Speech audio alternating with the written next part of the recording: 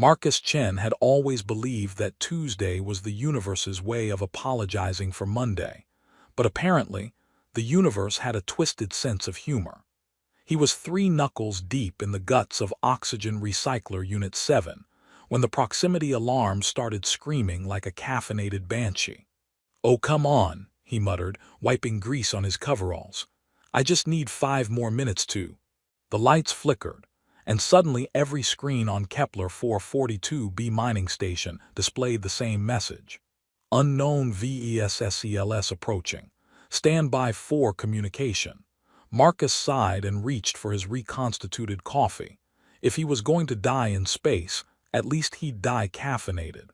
Though calling this brown liquid coffee was probably a violation of several interstellar trade agreements. "Attention mining station Kepler 442b. A voice boomed through the comm system, crisp and authoritative in a way that made Marcus's safety briefings sound like drunken poetry. "We require the immediate presence of one Marcus Chen, human engineer, serial designation HC 7742. Prepare for boarding." Marcus nearly choked on his not coffee. "I'm sorry, what now?" Station Commander Walsh's voice crackled over the intercom. "Chen, get to the docking bay. Now, and for the love of all that's holy, try to look presentable." "Presentable for what? I'm an engineer, not a diplomat. The most important decision I've made this week was whether to use the sonic wrench or the plasma cutter on a stuck valve." But Marcus was already moving, his boots clanging against the metal grating. Through the observation windows, he could see them, ships that looked like they'd been grown rather than built, their hulls shifting with patterns of light that hurt to look at directly. They were beautiful in the way that a supernova was beautiful. Magnificent and absolutely terrifying. The docking bay was chaos. Security personnel ran around like headless chickens, while the station's only protocol droid kept repeating "unknown contact protocols undefined" in increasingly panicked tones. Marcus wondered if robots could have nervous breakdowns. The airlock hissed open, and Marcus got his first look at actual aliens. Not the theoretical, academic kind he'd read about in xenobiology manuals, but real, breathing, intimidating aliens. The lead figure wore armor that seemed to be made of living metal, and his face looked like someone had taken a human blueprint and decided to add more angles and considerably less warmth. "Marcus Chen, human engineer," the alien said, and Marcus was impressed that his universal translator managed to convey what sounded like cosmic-level boredom. "I am Captain Vexhai of the Triumvirate Guard. You will accompany us to the Galactic Court." "I think there's been a mistake," Marcus said, raising his hands. "I'm just a maintenance guy. I fix things that break. The most exciting thing I've done recently was calibrate a water recycler. Unless there's a galactic shortage of properly calibrated water recyclers, I can't imagine why." "The summons is valid," Captain Vexhai interrupted. "Your presence is required regarding incidents during the Proxima conflict." Marcus's stomach dropped. The Proxima conflict, 5 years ago, when their mining station had been caught in the crossfire between human forces and something called the Hive Collective. He'd spent 3 days in the emergency shelters, helping with evacuations and medical aid. It had been chaos, terror, and the kind of bureaucratic nightmare that made tax season look relaxing. "Look, I don't know what you think I did, but I was just following emergency protocols. I helped evacuate civilians, treated some wounded, and spent most of the time trying not to get vaporized by plasma fire. Nevertheless, you will come." Marcus looked around the docking bay, noting the way the station security was trying very hard to look invisible. No help there. He sighed and shouldered his tool bag. "Can I at least change out of these coveralls?" "Negative, time is of the essence." "Right, of course it is, because my day wasn't weird enough already." Marcus followed the aliens toward their ship, muttering under his breath. Note to self: next time take that desk job on Earth. Sure, the pay was terrible, but at least nobody dragged you before galactic courts for doing your job. The alien ship's interior, defied every law of physics Marcus thought he understood. Corridors curved impossibly, gravity seemed to be more of a suggestion than a rule, and the walls pulsed with bioluminescent patterns that made his eyes water.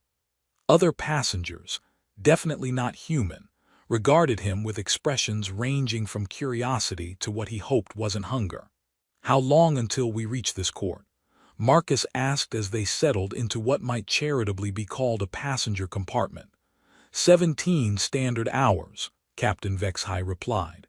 Marcus closed his eyes and tried to convince himself this was all an elaborate prank.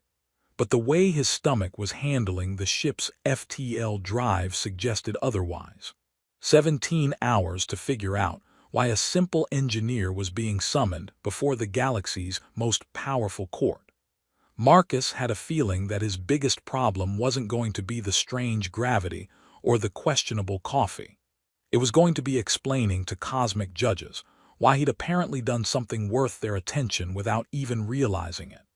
The Galactic Triumvirate Court made Marcus feel like an ant who'd wandered into a cathedral built by giants with really expensive taste and possibly some serious psychological issues. The chamber stretched impossibly high, with floating platforms that defied gravity and holographic displays showing star charts that made his head spin. Representatives from what had to be 1,000 different species filled the amphitheater, creating a symphony of clicks, whistles, and sounds that his universal translator politely gave up on. "This is fine," Marcus muttered to himself, clutching his tool bag like a security blanket. Just a simple engineer in a cosmic courtroom surrounded by beings who could probably disintegrate me with their thoughts. Totally normal Tuesday. A bailiff, if you could call a crystalline entity that hummed at frequencies that made his teeth ache, a bailiff, escorted him to what was clearly the defendant's podium. The spotlight that hit him was definitely not standard Earth-issue fluorescent lighting. "Ladies, gentlemen, and esteemed entities of various classificatory systems," boomed the chief magistrate, a being that looked like someone had crossed an octopus with a filing cabinet and given it a law degree. "We are gathered to address the matter of human designation Marcus Chen and his actions during the proximal conflict." Marcus leaned toward the microphone, which immediately adjusted its height with unnerving precision. "Your Honor, I think there's been a misunderstanding. I'm just a maintenance engineer. The most legally significant thing I've done recently was file a warranty claim on a broken sonic wrench." A ripple of what might have been amusement passed through the assembly. At least, Marcus hoped it was amusement and not the sound of predators selecting their lunch. "The court recognizes the defendant's unique perspective," the chief magistrate continued. "However, we must first hear from the petitioner in this matter." The chamber fell silent with the kind of absolute quiet that usually preceded either enlightenment or explosions. Then the rear doors opened, and Marcus's brain temporarily shut down. The woman who entered moved with the fluid grace of someone who'd never doubted her place in the universe. She appeared almost human, but the pointed ears that swept back from her temples caught the light like they were made of starlight itself. Her eyes held depths that reminded Marcus of nebulae he'd seen in astrophysics textbooks, and when she looked at him, he felt like he was falling through space. "I present Queen Lyrale of the Ethereal Dominion," announced the bailiff, "sovereign of the 73 systems, guardian of the crystal moons, and supreme commander of the Starweaver fleet." "Well," Marcus whispered, "that's definitely more impressive than guy who fixes oxygen recyclers." The queen ascended to the witness platform, with movements that seemed to bend reality around her. When she spoke, her voice carried the kind of authority that made Marcus wonder if she could command gravity itself. "Esteemed members of the Triumvirate Court," she began, "I come before you today not as a ruler seeking justice, but as a woman who has found her destined mate." The chamber erupted in sounds that Marcus's translator couldn't handle. He was pretty sure he heard someone yell, unprecedented, in 12 different languages. "Your Majesty," the chief magistrate said, sounding like he was attempting to swallow a live fish, Are you stating for the record that you claim this human as your chosen consort? Queen Lyraleigh's gaze found Marcus across the chamber, and her expression softened in a way that made his heart do things that definitely weren't covered in the station's medical manual. I am, she said simply. During the Proxima conflict, this man showed courage, compassion, and selflessness that transcended species.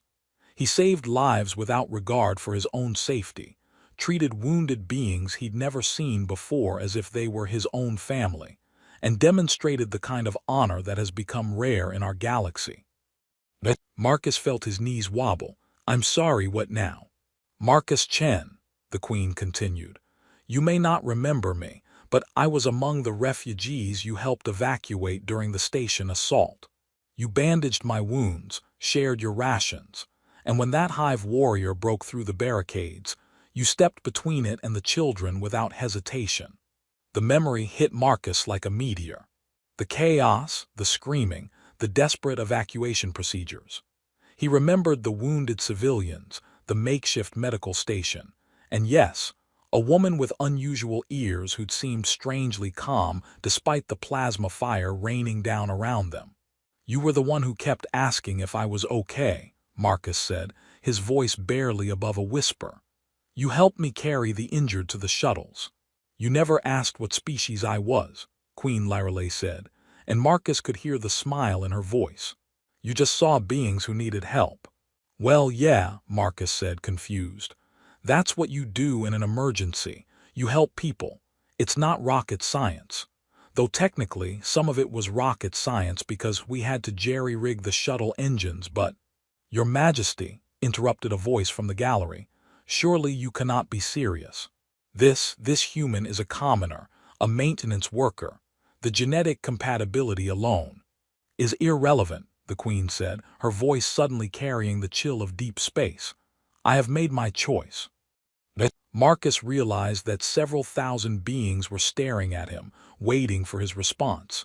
His mouth opened and closed like a fish, no sound emerging. He began, then stopped. I think I need a drink. A really, really strong drink, and maybe to sit down. Actually, definitely to sit down. The defendant appears to be experiencing shock, observed the chief magistrate. Yeah, that's one word for it, Marcus managed.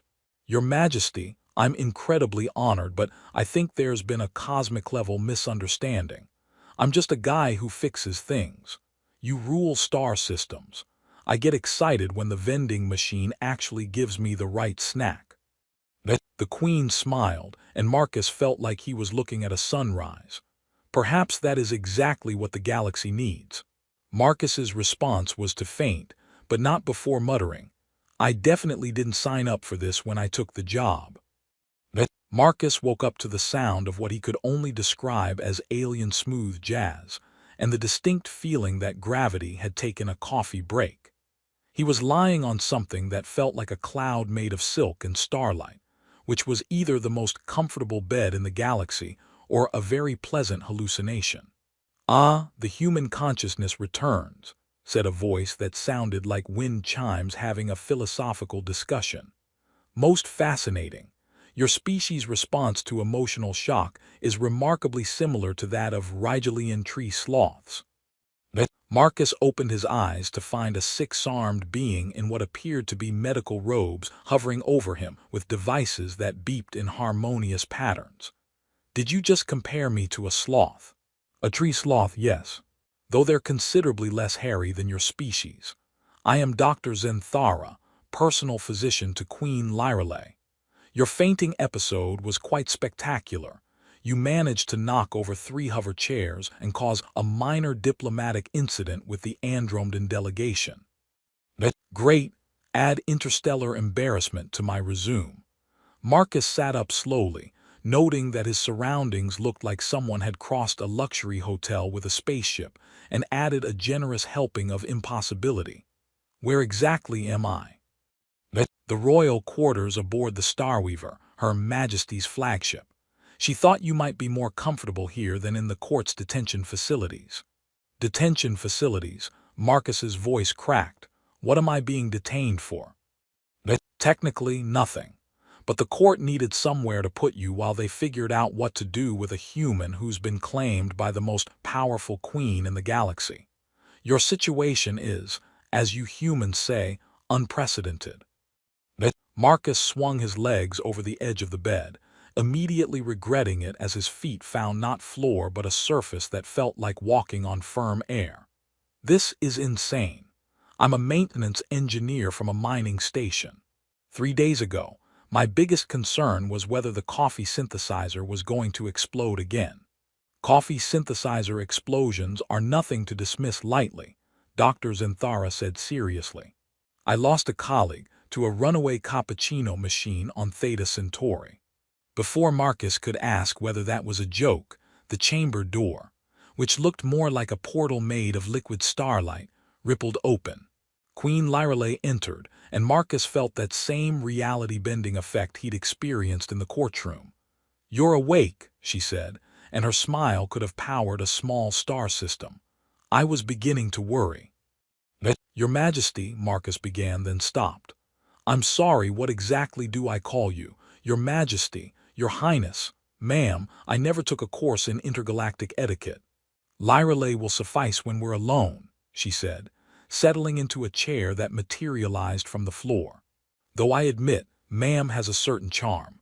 Dr. Zinthara gathered his instruments with a sound like crystalline laughter. "I'll leave you two to discuss the cosmic implications of your bond. Try not to cause any more diplomatic incidents." Once they were alone, Marcus found himself studying the Queen's face. Without the formal court setting, she seemed more human. Well, except for the ears that seemed to shift color with her emotions and the eyes that held depths he couldn't fathom. "I remember you now," Marcus said quietly. "You were helping with the wounded. You knew more about field medicine than I did." "I've had more practice, unfortunately. War has a way of teaching harsh lessons." Lyrale's expression darkened momentarily. "What you did during the attack, the way you organized the evacuation, treated our wounded as your own, it's not something I could forget." "I just did what anyone would do." "No, Marcus, you did what you would do. There's a difference." She leaned forward, her voice taking on an intensity that made the air around them shimmer. "Do you know what I was doing on that station?" "Honestly, I figured you were some kind of diplomat or maybe a really well-dressed refugee." Lyrale laughed, a sound like silver bells in a cosmic wind. "I was there incognito, investigating reports of hive infiltration. My security detail was elsewhere when the attack began. I found myself just another being in need of help. And I helped you change a bandage and shared my emergency ration." Marcus felt his cheeks burn. That's just being decent." "Exactly." Lyrale stood, moving to a wall that suddenly became transparent, revealing a view of space that made Marcus's breath catch. "Do you know how rare decency is among those who hold power? How easy it becomes to see beings as resources rather than individuals? I wouldn't know. The most power I've ever had was deciding which shift gets the good coffee. And yet you wielded it with more wisdom than most galactic leaders." She turned back to him, and Marcus saw something vulnerable in her expression. "I've been searching for someone who could see past the crown, past the power, past the political advantages. Someone who would help a wounded stranger without asking what they could gain from it." Marcus stood up, wobbling slightly on the strange flooring. "Lyrale, I'm honored, really, but I'm not equipped for this. I fix things that break. I don't do politics or royal protocols, or whatever comes with being the consort of a galactic queen. Perhaps that's exactly what makes you perfect for it. Or completely unsuitable. I put ketchup on space pasta. I talk to the station's maintenance droids like they're pets. Last week, I got into an argument with a vending machine and lost." Lyrale's laughter filled the chamber. "You're delightfully ridiculous."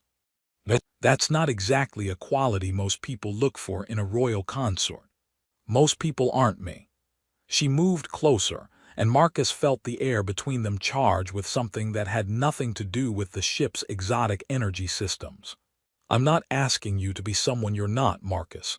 I'm asking you to be exactly who you are."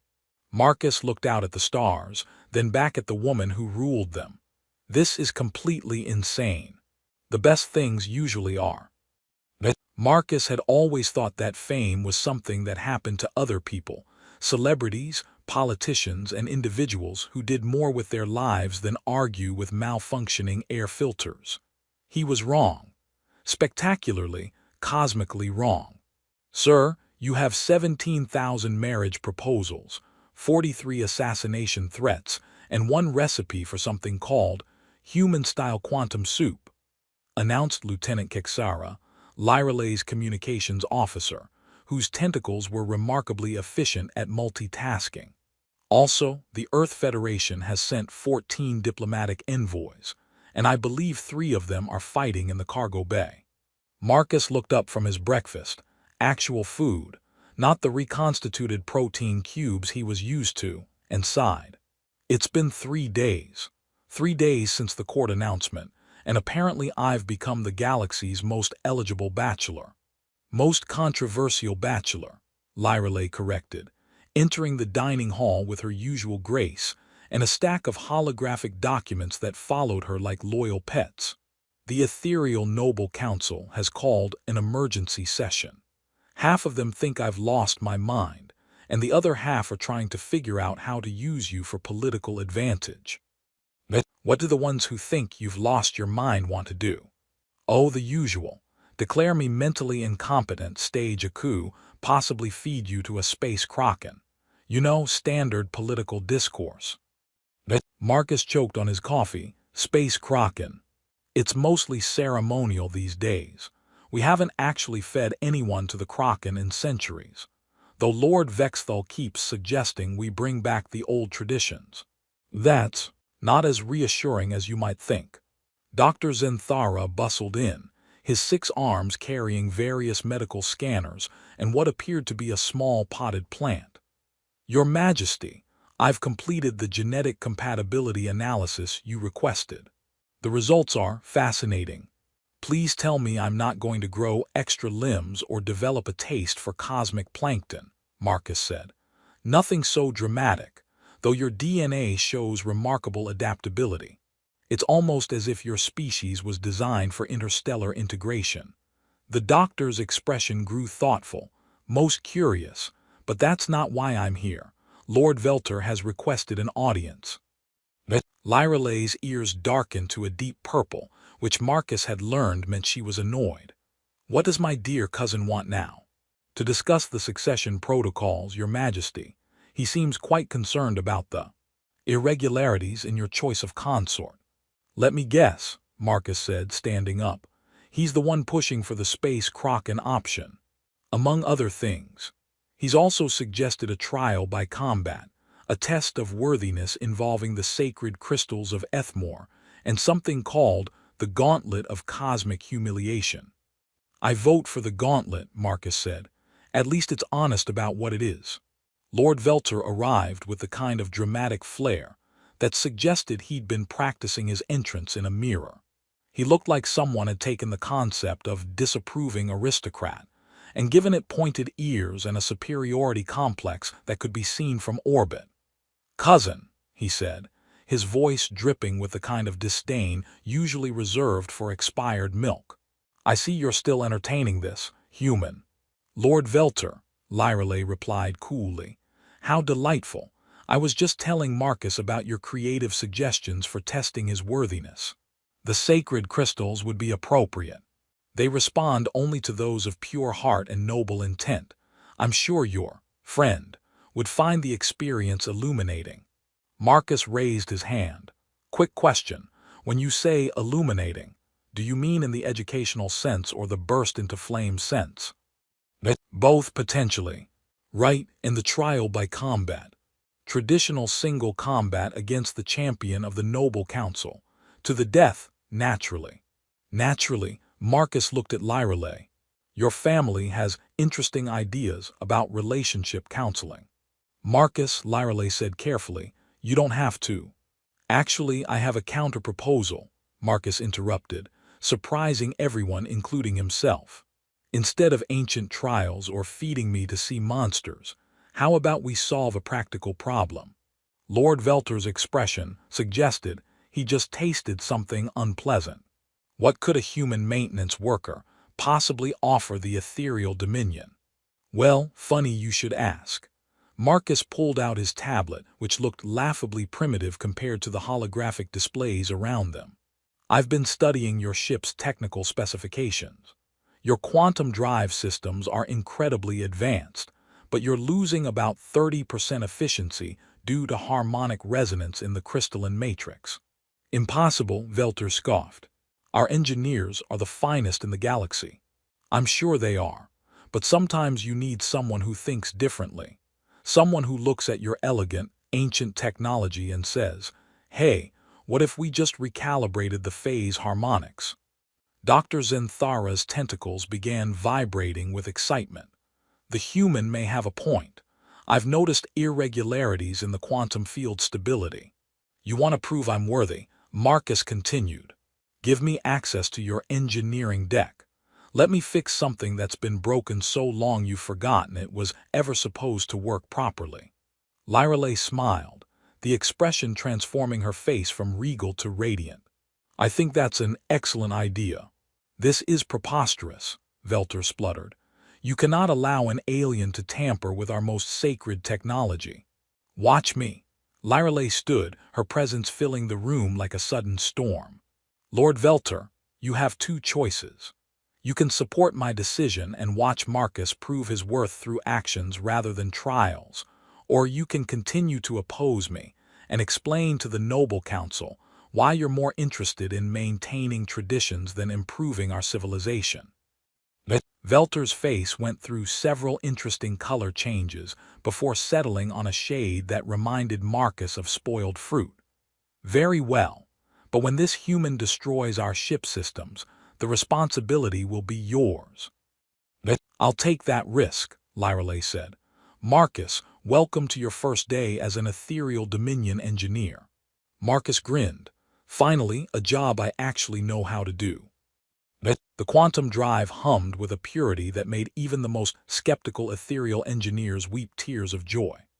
Marcus had spent 14 hours crawling through conduits that weren't designed for human anatomy, recalibrating crystalline matrices that had been functioning perfectly for 3 centuries, and explaining to increasingly amazed technicians why sometimes the best fix was the simplest one. Efficiency increased by 47%. Announced Chief Engineer Cylindra, her voice filled with the kind of wonder usually reserved for religious experiences. The harmonic resonance is completely stable. How did you? I listened to what the machine was trying to tell me, Marcus said, wiping quantum lubricant from his hands. Your crystals weren't broken, they were just singing off-key. The human speaks in metaphors, Lord Velter observed, though his tone had shifted from disdain to something approaching respect. Yet his results are undeniable. That's because machines have personalities, Marcus explained. This drive system has been trying to optimize itself for centuries, but nobody was paying attention to its feedback loops. It's like having a conversation where one person keeps interrupting. Lyreley placed her hand on his shoulder, and Marcus felt that familiar electrical charge. You've accomplished something remarkable, Marcus. The Noble Council has withdrawn their objections. All of them. Well, Lord Kexthal still thinks you're a dangerous radical, but he thinks that about anyone who suggests changing the palace's lighting schedule. Their moment was interrupted by Lieutenant Kexara bursting into the engineering deck, with all the grace of a caffeinated octopus. Your Majesty, emergency transmission from the Outer Rim. The Hive Collective has launched a massive assault on the Nexus colonies. They're requesting immediate assistance. The comfortable warmth of the engineering deck vanished, replaced by the cold efficiency of crisis. Marcus had seen that look on Lyreley's face before, during the Proxima conflict, when she'd helped coordinate the evacuation while plasma fire rained around them. Mobilize the fleet, she commanded. Send word to all allied systems. We respond as one. Your Majesty, Velter interjected, perhaps we should consider the strategic implications. The Hive has chosen this moment deliberately, knowing of the political distractions surrounding your recent announcement. You mean they think I'm weakened because I chose love over politics? Lyralay's voice carried the chill of deep space. They're about to learn how wrong they are. Marcus found himself speaking before his brain could stop him. I'm coming with you. Absolutely not, Lyralay said immediately. This is a military operation. You're a civilian. I'm also the guy who just increased your flagship's efficiency by 47%. If you're going into battle, you want your ships running at peak performance. Marcus met her gaze steadily. Besides, someone needs to make sure you don't get yourself killed trying to prove a point. The human has a point, Dr. Zinthara said, appearing with his usual impeccable timing. About the ships, I mean. His insights could be valuable in a combat situation. And if I get myself killed trying to prove a point, Marcus asked, then I'll be very cross with you, Lyralay replied, posthumously. The battle was everything Marcus had hoped never to experience again. The Hive collective ships moved like living things, their biomechanical hulls adapting to weapons fire and their swarm tactics overwhelming traditional fleet formations. From the bridge of the Starweaver, Marcus watched the tactical displays with growing horror. They're learning from our attack patterns, he observed. Each time we destroy one of their ships, the others adapt. It's like fighting a computer that keeps updating its software. The Hive mind is remarkably efficient, Lyralay agreed grimly. But it has a weakness. They think in patterns, in predictable responses. So we need to be unpredictable. Marcus studied the battle formation, his engineer's mind racing. What if we don't fight them ship to ship? What if we fight them system to system? Explain. Your quantum drives are now running at peak efficiency. That means we can do things they won't expect. Instead of engaging their fleet directly, we hit their command node, that massive bioship in the center. But we don't attack it. We surround it with a quantum field resonance that disrupts their neural network. That's brilliant, Cylindra breathed, but the power requirements are manageable if we link all the ship's quantum drives in a harmonic cascade. It's like creating a cosmic tuning fork that only the Hive can hear. And you learned this how? Velter asked. By fixing broken things for 20 years. Sometimes the best solution isn't to fight the problem, it's to change the frequency it operates on. The plan worked with the kind of elegant simplicity that made Marcus proud to be an engineer. The Hive fleet, suddenly cut off from their collective consciousness, began attacking each other in confusion.